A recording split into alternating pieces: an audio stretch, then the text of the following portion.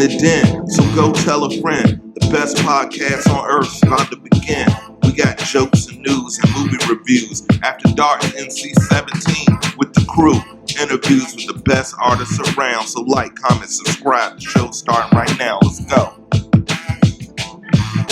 Like, comment, subscribe. The show's starting right now.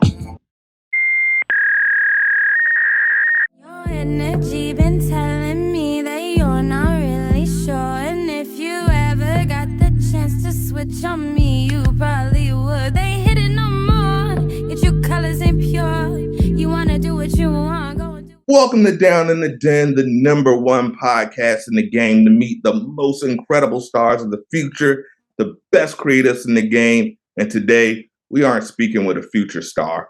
We're talking to a current star with over 15 million streams independently. No games, no gimmicks. This young queen, you have heard her smash single. If you have a TikTok, I know you've heard her smash single, Stay in My Lane. It's all over social media, and she is making waves in the music industry. The empress of slaptroll music. Please give a big Down in the Den welcome to Siat, aka Stuck in the Tree. Sis, how are you doing today? Wow, you killed that. I'm doing amazing. Thank you. How are you doing? Hey, fantastic. Another day in paradise, as Phil Collins would say. Beautiful. I love that. Hell yeah. So you're coming out of Sacktown, is that correct? That is correct. Shout out to Sacktown.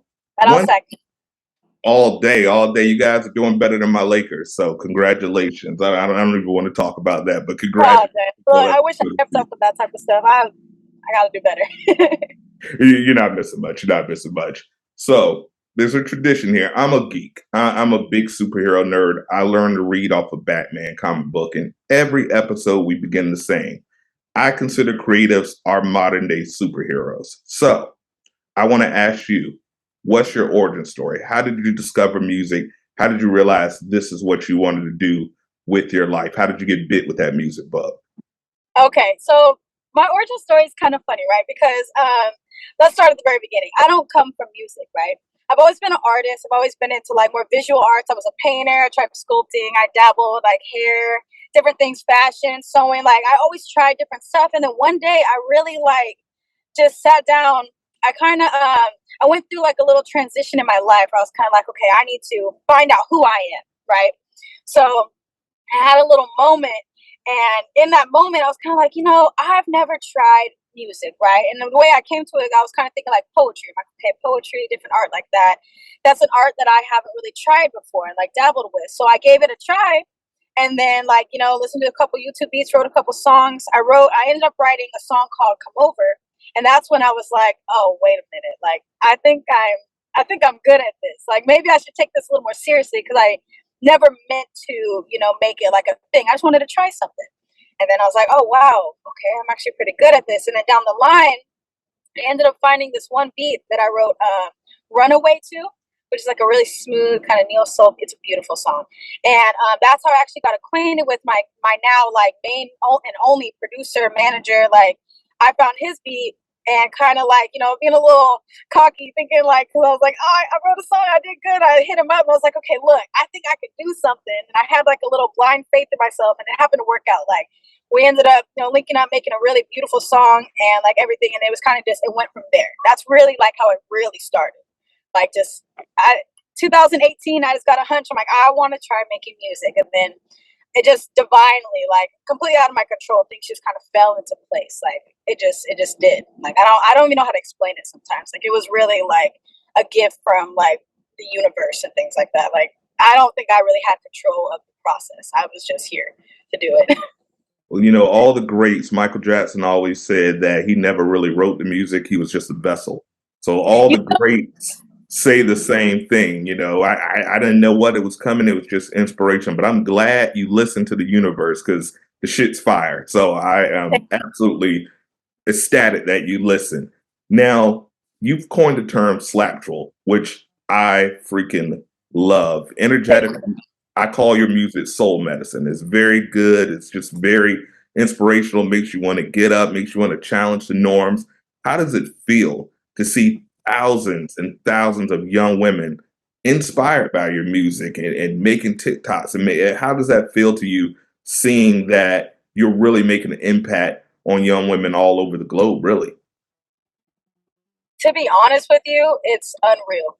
It's absolutely unreal. I don't even know how to feel sometimes. It's a wave of feelings. I get a little emotional about it. I'm grateful always. I'm like sometimes it's like almost like shocking to me. Like it's incredible. It's an honor to be able to even like spread and be some type of role model to people or some type of like hope in like this world that we live in where like a lot of morality and different things just aren't always at like the peak of like people's like main things to do or just things to focus on. So being able to like have that art and like that, aspect to myself that I'm able to give back in like such a way and like touch not even like people my age and older, but children and like being like these people's homes and they're listening to me and I'm making an impact in that way. Like it's incredible. I can't even like that's the best way I can explain it besides like what I just feel because it feels like the magnitude of it is ridiculous. It's amazing. It's huge. We're relishing it, well deserved. Now, here in the Den, we really focus on independent artists. We have a lot of signed artists that we interview too, but my origin story, I did corporate America for like 20 years, and it just literally destroyed my soul. So I Um, cashed in my 401k, built the studio in my house, and I used to want to be Arsenio Hall. That was my inspiration growing up, and that's where I started from there. Um, but I also have a business background, and we see so even to this day, we hear the Cadillac record story. We hear I signed a bad deal. They own my music. They stole my masters. As an independent artist, how does it feel knowing that you get to actually eat off of your art? And not that there's anything wrong with the majors, but we've always heard the story. And I always say it's not the majors that's wrong, it's the deals that are wrong, and right, not being able to actually read the paperwork and having a team to make sure that you're getting what you're worth. right. How has it been navigating the market? Because I know labels have been knocking down on your door. How does it feel to be navigating that market as an independent artist and holding out if you're gonna do a deal that's actually favorable for the person that's making the music? How's that been for you? Honestly, I really enjoy being an independent artist. And to touch on what you said, like, being an independent artist, be able to eat off like what I'm doing myself, things like that. Like, that's like a big part of being able to be independent and like being able to like know that everything I'm doing is coming back to me is great. But what's even more something that I like really like admire about being an independent artist is I get to choose what type of story and what type of information I'm giving to the people. No one is telling me how I'm supposed to do things, what I'm supposed to do, or what I'm supposed to say. Like I get to choose every day to wake up and choose positivity and to share these things with people. And I get to like paint that narrative. So that to me is what I think is the best part about being like an independent artist is I get to choose what type of like story and what type of like information I'm feeding to people. And I think that's huge because a lot of like labels come in and like, you see it all the time. Like, yeah, they're going to do all these different things for you and all that. But a lot of the times they're telling you how they want you to be, things like that. And then you start to change and you're no longer yourself anymore. So to me, I really like, I take that very seriously. That like, it's important to me to be able to continue on with not only my morals, but what I've been continuously showing from day one to everybody. And I want to keep that consistent. And if not consistent, better, grow and keep going and elevating in like better ways, because like, it don't mean I got to stay here. I can go here. But as long as it's always better and always positive and always like has like the main picture in mind, that's what is important to me. And like everyone, I feel like my team as well, which is why we work so well. That part, absolutely. Now, a lot of artists, and with music, especially with female artists, there's always, oh, this isn't your pen, or someone's writing for you since the beginning, since Little Kim. Since that's my generation. Oh, Biggie was writing for, or Jay was writing for Foxy. But your pen game is magnificent. You Thank know, you. you write your own stuff. I Uh, do. how does it feel, not only being a dope artist, making positive music, slap troll once again, for those who don't know what that term is, it's spiritual music that slaps. And so if you don't know what the hell I'm talking about, that's what I'm Look, talking go ahead. Have to give them a little translation for those that aren't in on game. Gotta let them know. Gotta let them Gotta know. let them know. But how important is it to make sure that not only is that message you, but that message is coming from you, that it's your pen that's doing that? How important is that to you? It's so important because, like, not only being an artist and making sure that you're putting in your artistic input into things, but also like words are powerful. So you have to make sure like what you're saying and the energy you're putting into things, people can feel that. They can feel that in the music. And like not even to say that like, yeah, majority of songs like I've written a lot of them by myself, but like sometimes I also do co-write and do like different like interactive creative things with my manager because he's also my producer. He makes the beats. Right. So sometimes he's like, he's got some years on me. So what he was listening to and like the things that he was taught and stuff like that, like he's got something like to show me and teach me and help guide me through my style. So when we mix the styles together, it's ridiculous. And we've had like a handful of songs which we did that on. Like Stay in My Lane, I wrote that by myself when like that was like my first like, really getting into that type of music. And then later my manager, producer, executive producer came and helped executive produce me and kind of really made it into what it is. So down the line, a lot of the times, like sometimes he'll make a beat and he'll be like, oh, I kind of got this idea, do it like this, and then I'll come up with stuff with it while we're like building it together. Or sometimes I'll come up with a thing first and he'll be like, oh, okay, let's add this, or he'll help me like add like different little parts or just like, add to what we're doing. It's like a team. We're a group effort, it's the music is just me and him. So like if I don't got like the idea right away, he'll have it or I'll have it before he has it, what I'm trying to say.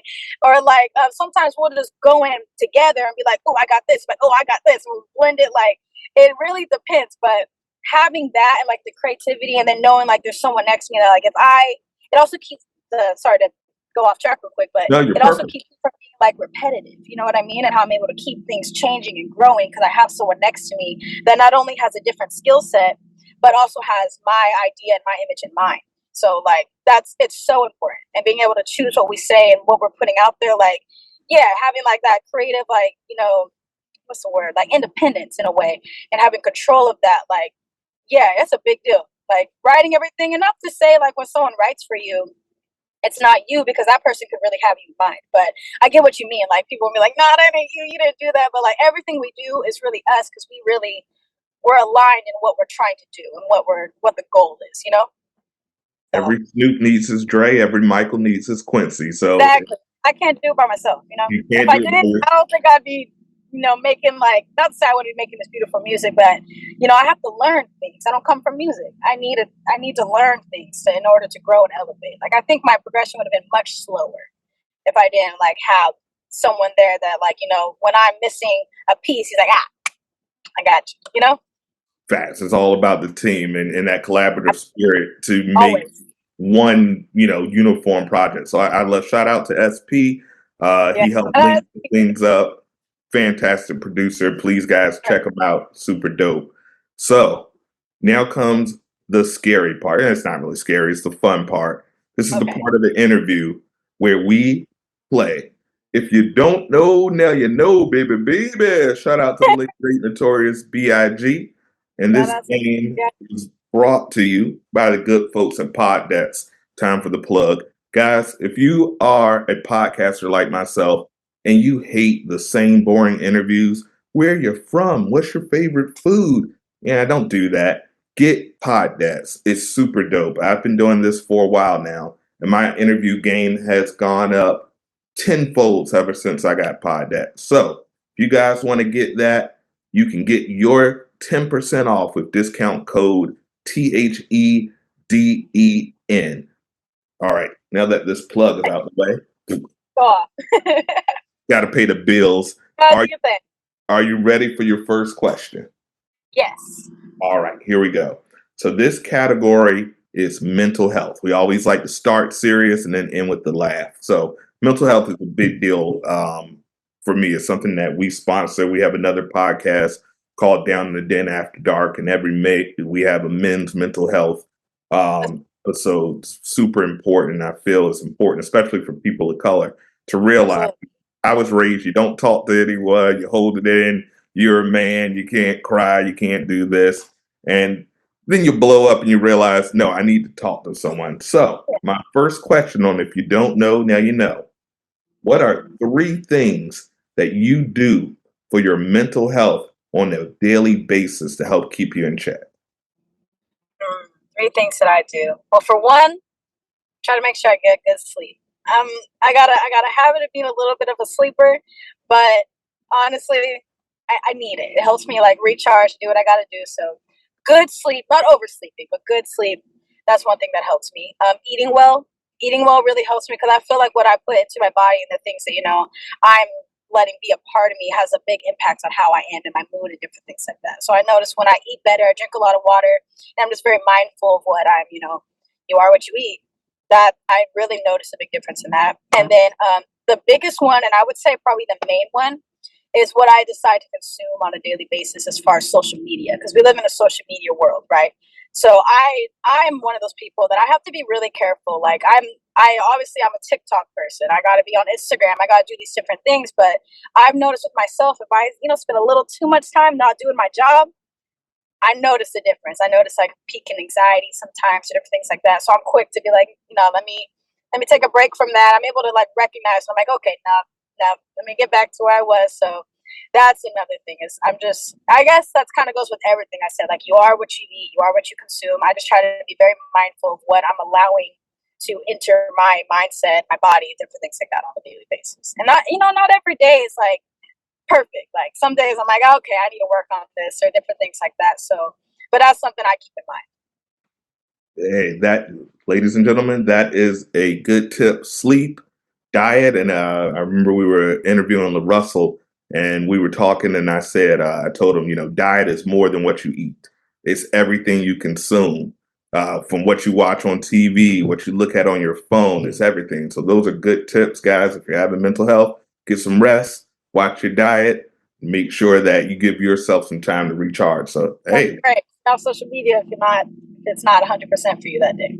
No, not at all. Sometimes I'll take a social media exodus. I'll put a post, hey, you won't see any posts for the next Yeah. week. I just need to go into the real world. So the next question in this category is this or that. This or that. We've all had breakups, some better than others.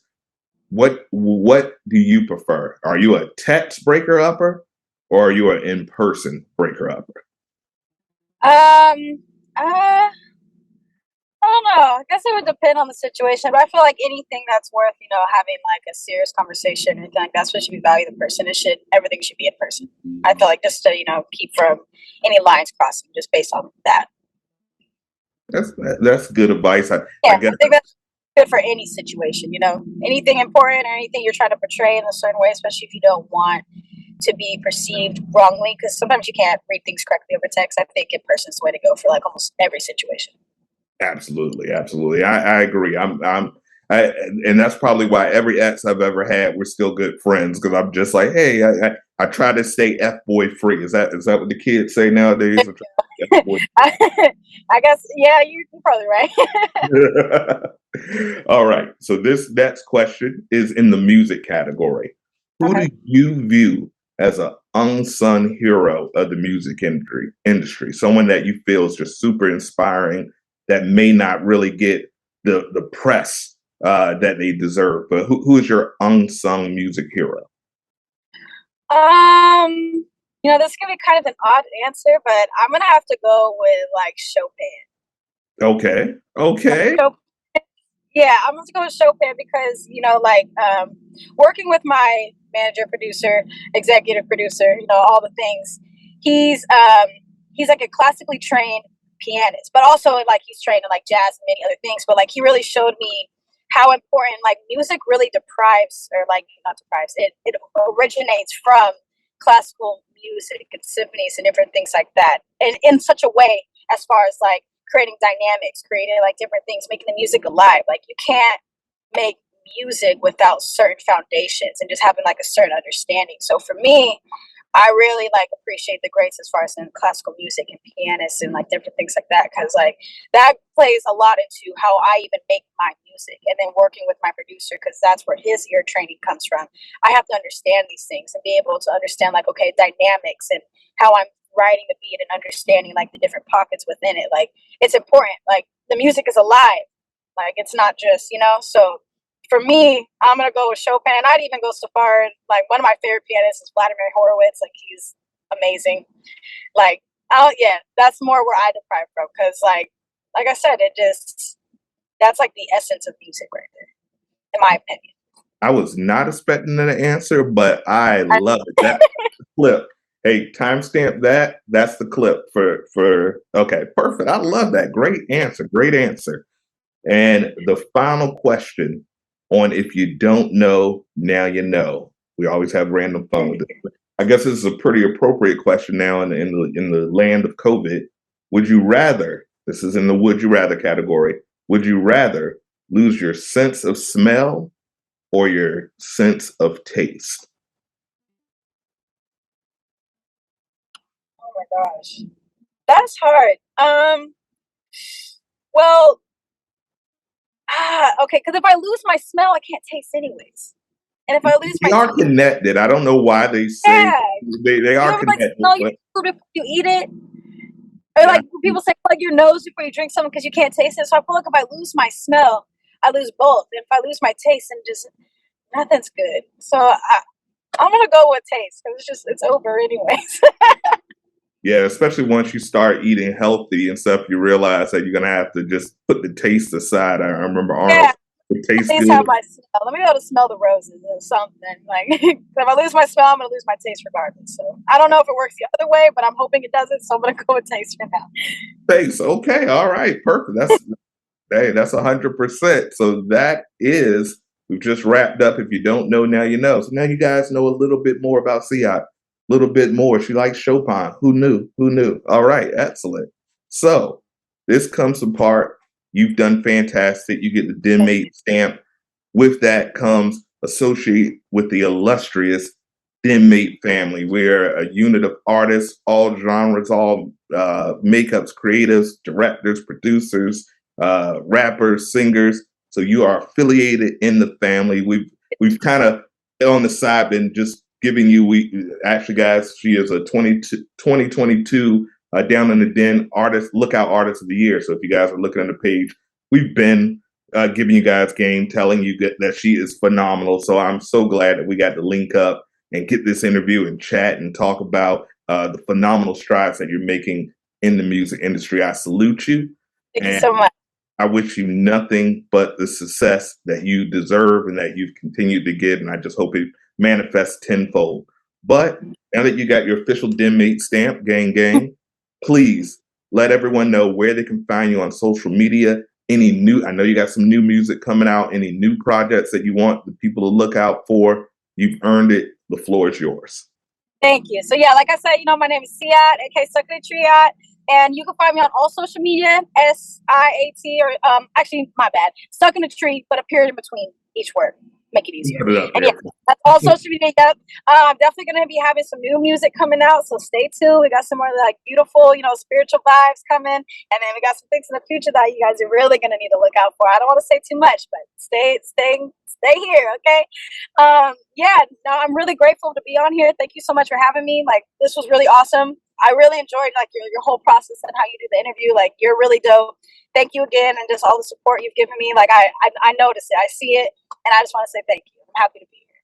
Well, thank you once again. Welcome to the Familia.